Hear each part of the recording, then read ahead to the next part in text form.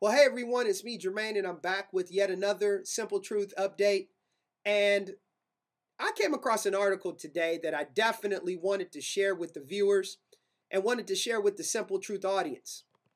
What I have found is, and this was found on WND, WilliamNancyDavid.com.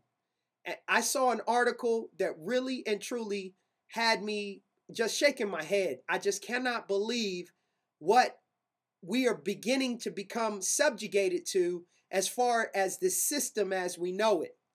The title of the article is Wear Radio Chip or Leave, School Tells Students. Superintendent issues warning there will be consequences for not submitting. Do you hear this, ladies and gentlemen? We're getting to the point where the heads of schools, different law enforcement, and quote unquote powers that be are beginning to try to subjugate each and every one of us to do things that we would not or do not want to be subject to. And the article reads, brushing aside privacy concerns by parents and civil rights activists, a Texas school district has gone live with a controversial program requiring all students to wear a locator radio chip that will enable officials to track their every move or face expulsion. At the beginning of the school year, students at John Jay High School and Anson Jones Middle School within the Northside Independent School District were told their old student ID badges were no longer valid. During registration, they were required to obtain new badges containing a radio frequency identification tracker chip. Students refusing the chips were reportedly threatened with suspension, fines, or being involuntarily transferred.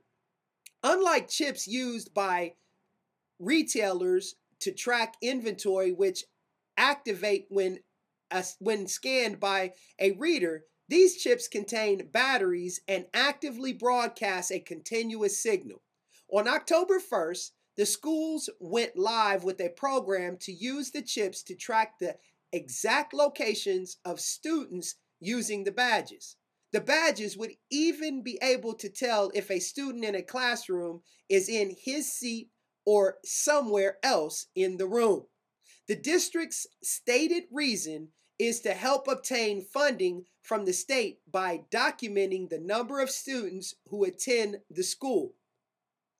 WOAI television reported district spokesman Pascual Gonzalez said the two schools have a high rate of truancy, and the district could gain $2 million in state funding by improving attendance. According to the San Antonio newspaper, the program is expected to cost the district $526,065 to implement, an annual cost of $136,005 per year to continue running the program. However, a counselor at the school told Steve Hernandez, a parent whose daughter Andrea is a sophomore at John Jay, that the district currently does not have any single person assigned to monitor the location of students or track the data. Quote, that destroys the argument that the purpose to track students for attendance purposes, Hernandez said. How are they supposed to safeguard privacy concerns if no one is responsible for its administration, unquote.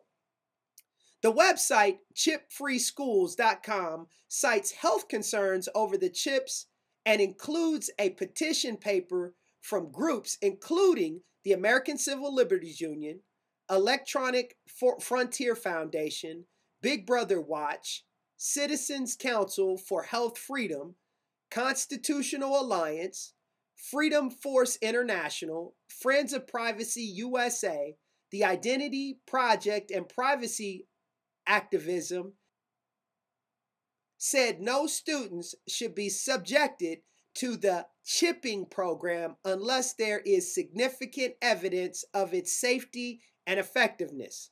Quote, children should never be used as test subjects for technology, no matter what their socioeconomic status.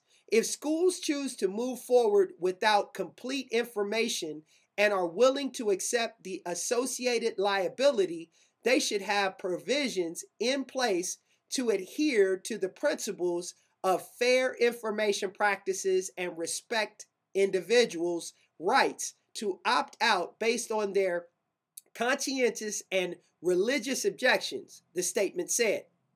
The paper said RFID tracking is dehumanizing since it can monitor how long a student or teacher spends in a bathroom stall. The plans also violate free speech and association since the presence of a tracking device could dissuade individuals from exercising their rights to freedom of thought, speech, and association.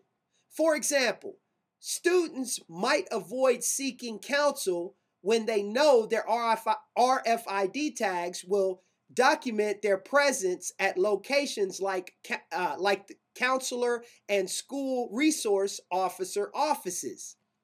Andrea Hernandez has refused to wear the new badge, citing religious and privacy concerns. She said that since the policy went into effect, several students have engaged in civil disobedience by leaving their badges at home. However, Hernandez has been wearing her old badge to school in an attempt to have some form of ID. While the district has not yet expelled any student for refusing to wear the badges, Hernandez has already faced consequences for her refusal to take the chip. About 2 weeks ago, when I went to cast my vote for homecoming king and queen, I had a teacher tell me I would not be allowed to vote because I did not have the proper voter ID. She explained. I had my old student ID card, which they originally told us would be good for the entire 4 years we were in school. He said I needed the new ID with the chip in order to vote. In an attempt to obtain legal help, Andrea's father, Steve Hernandez, reached out to the American Civil Liberties Union. WND requests to the district for comment were not returned. In an October 2nd letter, Deputy Superintendent Ray Galindo said he was willing to let Hernandez wear a badge without the chip. In an October 2nd letter, Deputy Superintendent Ray Galindo said he was willing to let Hernandez wear a badge without the chip, but then goes on to portray the issue as one of her refusing to wear any type of ID. Quote, we are simply asking your daughter to wear an ID badge as every other student and adult on the J campus is asked to do, unquote. Galindo went on to suggest there would be consequences if she did not agree to wear the new badge. Quote, I urge you to accept this solution so that your child's instructional program will not be affected. As we discussed, there will be consequences for refusal to wear an ID card as we begin to move forward with full implementation, unquote. Steve Hernandez said the so-called accommodation actually came with other strings attached. Quote, he told me in a meeting that if my daughter would proudly wear her student ID card around her neck so everyone could see, he would be able to quietly remove her chip from the student ID card.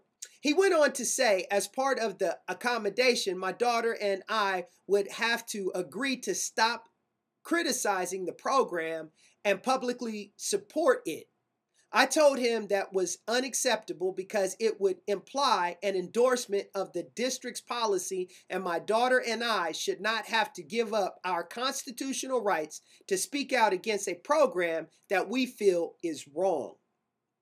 Andrea Hernandez said that since she has begun taking the stand, she has been surprised by how many students agree with her.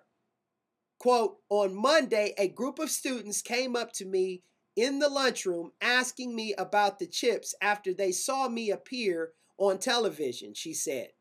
I got the majority to understand there were legitimate reasons for not wearing the badge. Many of them thanked me, saying they were uncomfortable with wearing them, but were unsure how to explain why they should not have to wear them, unquote.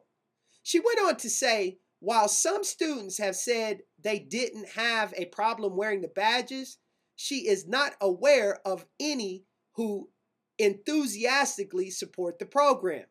Heather Fazio, executive director of Texas for Accountable Government, said the district has not been willing to take steps to listen to parents' concerns over the chips.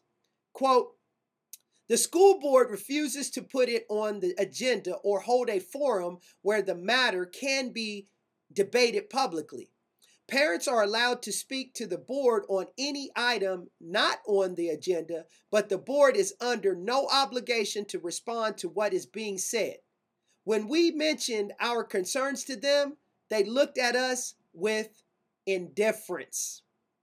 Highlighting the dangers the chips pose to student privacy issues even while off campus, Fazio said she was able to get a list containing the names and addresses of all the students in the district by filing a Freedom of Information request. Quote, after paying a $30 fee with the FOIA request, I was able to get every student's name and address, Fazio explained. Using this information along with an RFID reader means a predator could use this information to determine if the student is at home, then track them wherever they go. These chips are always broadcasting, so anyone with a reader can track them anywhere, unquote. Andrea says while the school has not yet taken any retaliatory action, she is concerned that there will come a time when they will decide to retaliate.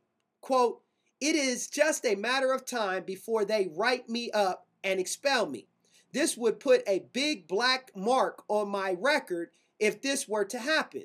But I don't feel I should be punished for standing up for my religious rights and privacy issues, unquote. She also said, quote, in order to get into the Science and Engineering Academy, I had to have good grades, great attendance, and be in pre-AP advanced placement classes. I had to fill out an application and write an essay about why I would be a good student. Now they want to take the education that I have worked so hard for away from me because I refuse to wear a tracker. Ladies and gentlemen, this is just a preview of what's to come. This is not just an isolated case. The RFID chip is coming. And if you don't want to believe that it's coming, you don't want to believe that such a thing could ever happen, I leave you to your own devices. But the simple truth of it is just what Andrea Hernandez said. Why should she be punished for standing up for her rights? Is that the country that we were all born in? Are those the rights that we were once allowed to have, but yet now they seem to be a thing of the past? That's something for you to consider. Ladies and gentlemen, this has been The Simple Truth. And as I always tell you, the simple things are oftentimes the most profound, but yet they're the most difficult to put into action and to actually do. I want to thank you for joining me, and I'll see you and you again real soon.